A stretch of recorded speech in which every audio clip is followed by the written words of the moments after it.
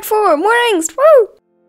But before we get that started, a couple of things. First of all, thank you all so much for participating in the community post with wrong answers only. And second, here are your winners. Coming in third is the theory that they ride a kitchen table down a mountain Peter Griffin style. Love that. Second, they go sledding in the middle of summer and forget that there is no snow, but decide this won't stop me. And then the 4 of them sled down a hill with no snow together and on a way too small sled. And first, and therefore has won, is Akira with the theory they all adopt puppies and live happily ever after. Yeah, that couldn't be farther from the truth. Keep in mind that I record this on Sunday, so if the likes change in the meantime, that's how it works. Sorry. But also tell me in the comments if I should do this more often. I think it was really funny.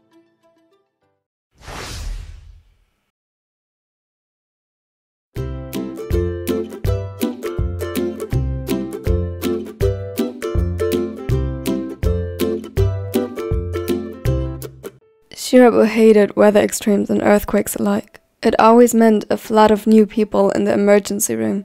Doing their job while trying to keep themselves and their patients safe was a whole new kind of difficult. The young doctor and his fellow residents were busy transporting all their existing patients into the structurally reinforced hallways and away from any windows, while down in the emergency room, proper protocols were put into action. But even away from the center of the action, Shirabu noticed the influx in patients.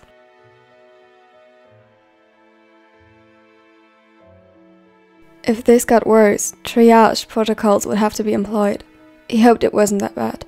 The earthquake itself felt minor so far, manageable, but of course that still would result in a lot of injuries, catching many off guard.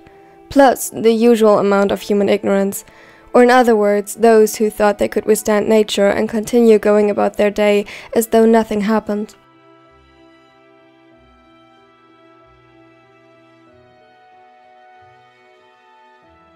Shirabu felt his lungs starting to burn from the hasty running and heaving patients' bed around, but he kept going. A glance over to his colleagues and he saw that they were equally as stressed, but determined. For a moment, his gaze lingered on Izanami. She surprised him with a gentle smile and soft voice she could still muster to assure the patients. It was truly admirable.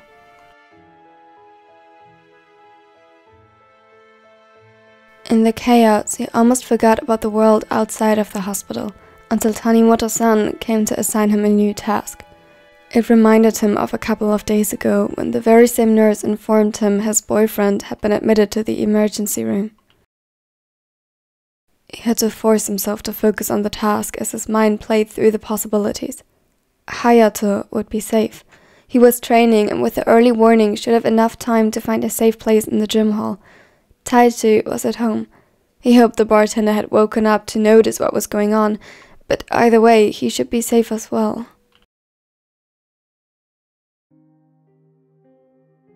Semi, however. He cursed under his breath, fighting for composure. Internally, he sent a silent threat to the other and the gods. If he dares to show up here wounded, or worse, not show up at all, he would find him himself and drag him home. The worry clenched his chest, but he had to continue. By doing his job, he had the best chances to stay informed of his partner's well-being. At least, that's what he tried to convince himself of, to function further.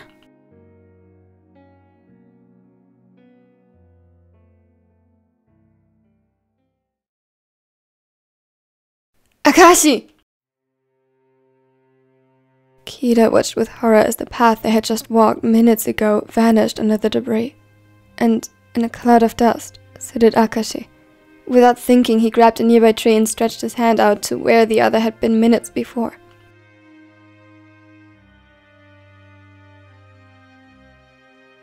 It took a couple of seconds in which the ground got increasingly more unstable and the deadly rush of dirt seemed to close in on them, but then he felt it. A hand, first hitting blindly against his, then grabbed his arm and without a second thought Kida pulled. As soon as Akashi came into view, they ran.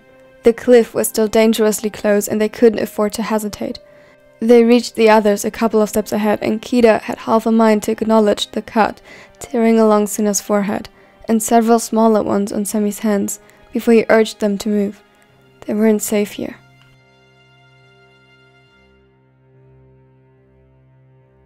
The rain of sticks and various leaves, needles and particles never stopped. Soon they were covered in it, and layers of dust and dirt, with Akashi being the worst off. He collapsed more than once in a coughing fit and struggled to move on. The cut on his cheek hadn't closed yet and poured small rivulets of blood over his face and shirt.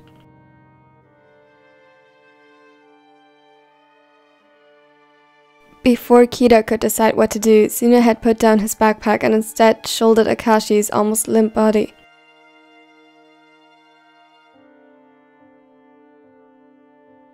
I got him. Let's go. It seemed as though the former Seto tried to protest, but it was drowned out by coughing. Kida nodded and led them up the path.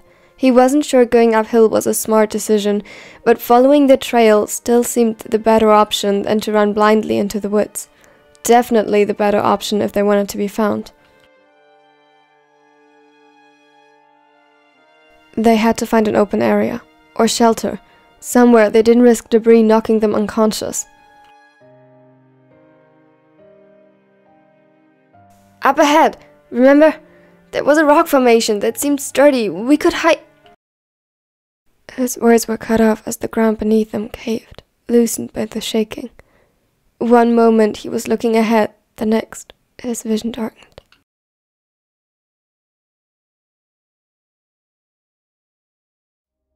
Akagi had arrived home shortly before the warning had been issued. As it started, he had been already curled up in Osamu's arms under their kitchen table. The Tala soothingly patted over his arms and squeezed him tighter with every shaking. He left soft kisses on the crown of his hair as he noticed how nervous the Libero got whenever the vibrations passed beneath them. It's gonna be fine. His voice was strained. He had a hard time soothing them both as his own heart clenched in worry.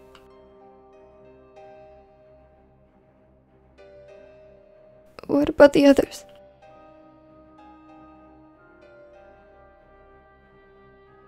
Akagi said what Osamu didn't dare think about, yet it consumed his whole thinking. His throat tightened. He knew that Libero didn't mean Komori, who was safe and sound with his team, but Suna.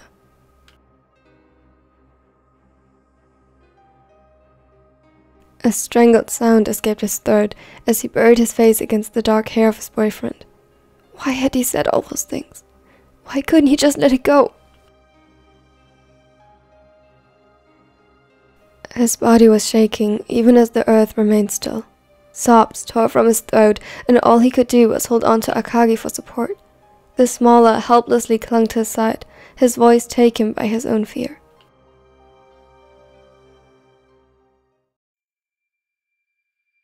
Suna awoke slowly. His head was buzzing, and every sensation sent a painful jolt through his nervous system. The weight on his back was gone. More so, for a moment he himself seemed weightless. He couldn't decipher up from down anymore, and when his vision cleared, the world was a spinning mix of blue and green hues.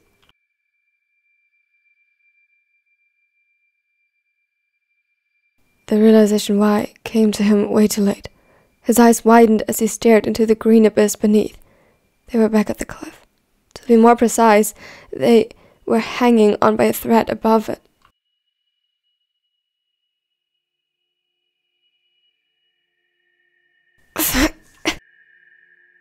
A sharp pain erupted in his torso and he coughed, red spluttering over the tree bark before him and down into the chasm below.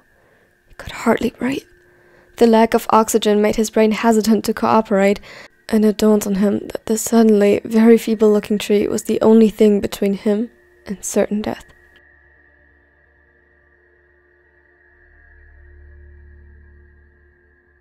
He must have collided with it as they came tumbling down.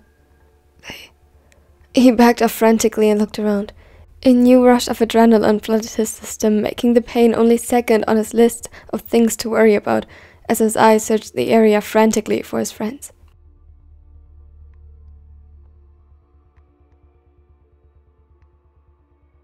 A little further up the hill he spotted Kira's silver hair, and a few meters from the former captain, Semi had stopped by a tree similar to Suna, just further away from a free fall.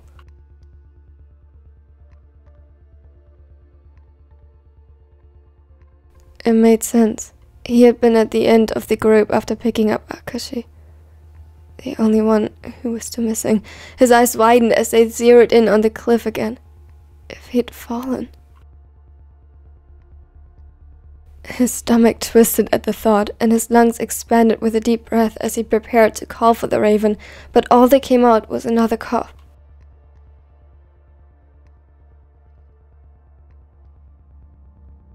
Suna, get away from the edge! His head snapped up, and relief washed over him as the smaller appeared a few meters ahead, fighting himself up from the ground. His formerly light grey jacket was covered in dirt, camouflaging him against the forest ground.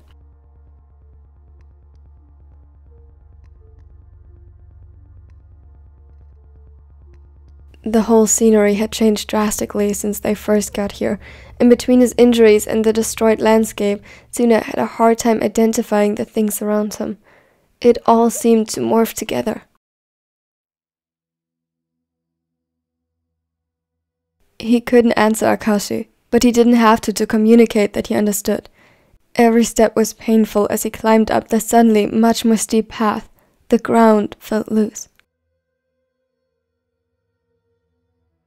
The landslide had missed them by a couple of meters, but the loosened earth still felt slippery beneath his feet. If the earth would start shaking again, it might just seal their fate.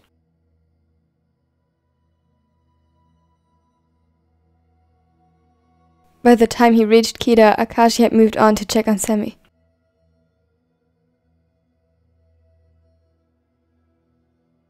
Kida, wake up! We need to... His voice got stuck in his throat as he saw what prevented the other from falling further. His foot got stuck in an odd constellation of sticks. No, roots. The earthquake brought forth from the ground.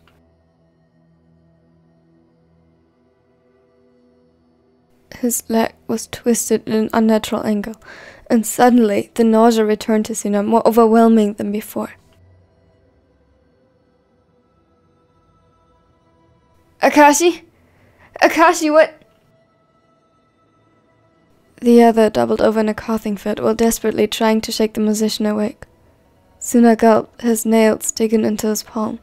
He didn't know what to do. He wasn't prepared for this. None of them were.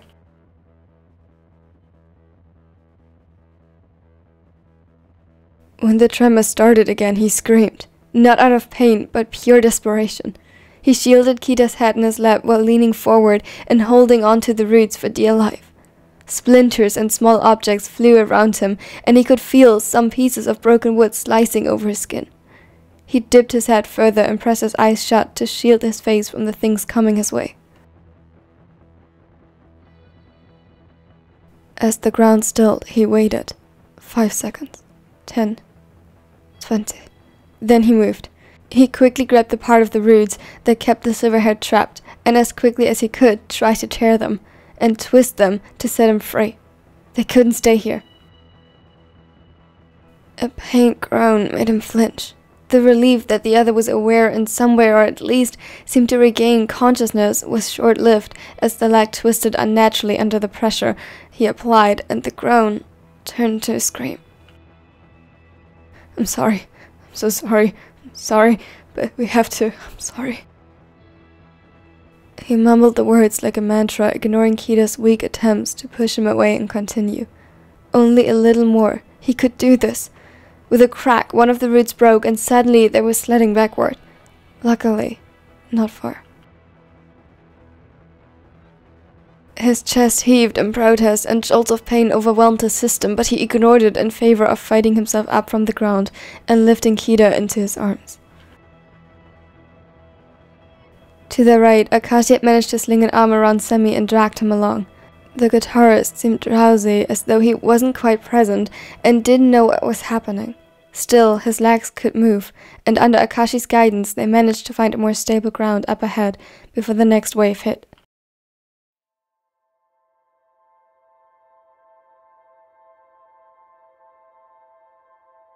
What now? He didn't recognize his own voice. It was raspy and weak, but the smaller understood. We can't stay this close to the landslide. Kida mentioned a storm is supposed to hit the area later.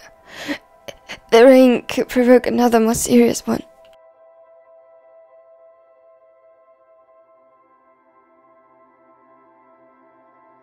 Sammy, you mentioned a rock formation.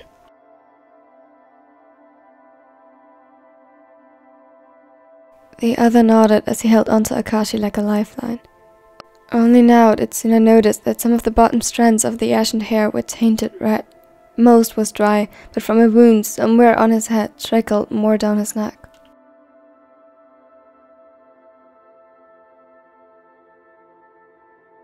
Up ahead, it was the part with the a little bit further from that sign. Suna focused hard on reconstructing the trip in his head before it had turned into an utter nightmare. He had been distracted from the quarrel this morning, but there was something he remembered, if only because Kida had forced him to appreciate the beauty of nature.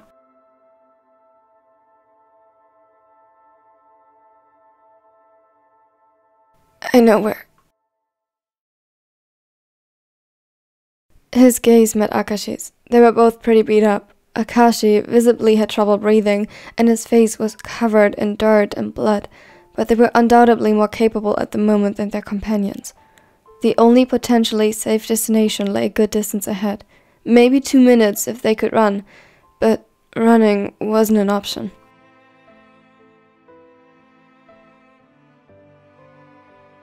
Let's wait for the shaking to subside a little, then we move.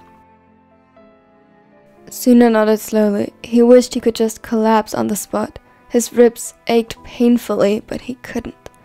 Not yet. Finding shelter was their #1 priority. Thank you so much for watching to the end. I hope you liked it. Yay! The ink started, as you see. I really hope you liked it, and if you did, remember to like the video and subscribe so you won't miss out on the future parts. Though I should warn you, I plan on making a little upload pause tomorrow from this series, but if everything goes well, and I can't promise that, we will continue on Thursday. And special thanks to my Nekos, you are amazing, thank you so much. If you also want to support the channel, click on the join button under this video, or check out my other social media. And now I hope you have a wonderful and amazing day. Oh, and tell me your favorite quote under the pinned comment. Yes! Step 1, wake up early, gonna rise with the sun. Step 2, get some food in you. Step 3, think real hard about what you wanna be. Step 4, everybody just do your thing. Wake up, today's gonna be a good